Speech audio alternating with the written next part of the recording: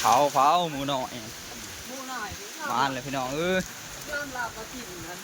เล่นหน่อยครับบ่ไหลโอ้หมูป่าบ่แล้วนะหมูป่ามันสิไปเลยมาได้ก็จอยเป็นหนูใหญ่กว่านี้ต้นเกียวจุ่มบ่ได้หลายจุ่มเที่ยงสีบาละแหละ โอ้ยตัวหนึ่งดอกปนเอามา ไปกู ว่าตัวเดียวหรือเปล่าน้องพี่น้องเอ้ย สองพี่น้อง มาแล้วน้อง มาแล้วนี่ตัวท็อปพีเรียกครบเอาเลยขาดเบิด ใช้เจ๊กอันนั้น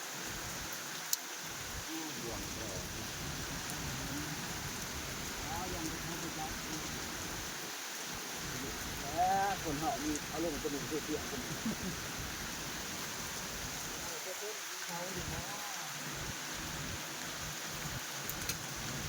นี่เลย เบิ้งผ่า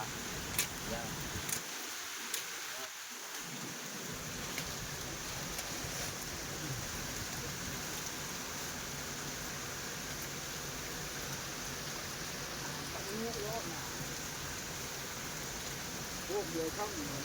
ไปเจ้าลงเบิ้งมันจะได้บอก โอ้ไดโมเลยสิลงไปกลางม่องอีก มันจะจมไปข้างเช่านะเว้ยตัวเองวะจมเรื่องไปกลางหม้องนะว่างนะเจ๊เอาไว้ในตัวบอก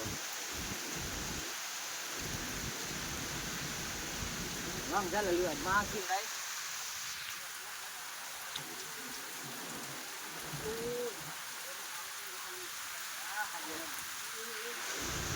บ้านก็ได้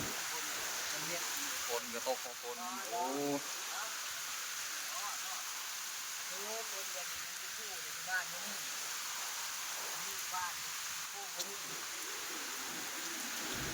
อัด